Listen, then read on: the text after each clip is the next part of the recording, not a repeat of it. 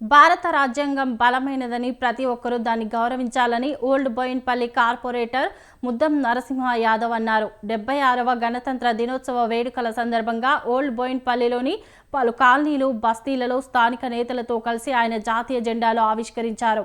అంబేద్కర్ భారత రాజ్యాంగం రాసేందుకు ఎంతో కృషి చేశారని తెలిపారు. అన్ని సంక్షేమ పథకాలు అమలు చేస్తామని తెలంగాణ ప్రభుత్వం ఇచ్చిన హామీ నిలబెట్టుకోలేదన్నారు. గణతంత్ర దినోత్సవం రోజున నియోజకవర్గంలో ఒక్క లబ్ధిదారుని కూడా ఎంపిక చేయలేదని చెప్పారు. సందర్భంగా దాదాపుగా 40 నుంచి 45 కాలనీలు, కొన్ని కుల సంఘాలు, యూనియన్ ఆఫీసులు, స్కూల్స్లో అన్నిట్లో మన జాతీయ జెండా ఆవిష్కరణ చేయడం జరిగింది.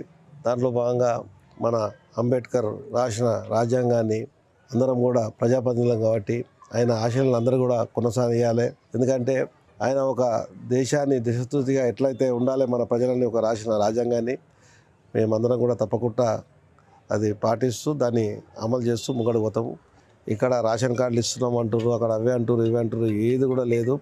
ప్రజల అయోమయంతో ప్రజలంతా తిరుగుతూ ఉన్నారు. ఎక్కడ కూడా వాళ్ళు ఒక క్లారిటీ లేదు. అధికారుల నిర్లక్ష్యంతో ప్రజలంతా కూడా ఇబ్బంది పడుతున్నారు. దాని మీద మొన్న నేను కూడా సిఓ వాళ్ళకి అందరికి ఫోన్ చేయడం జరిగింది, ఎస్ఓ కూడా.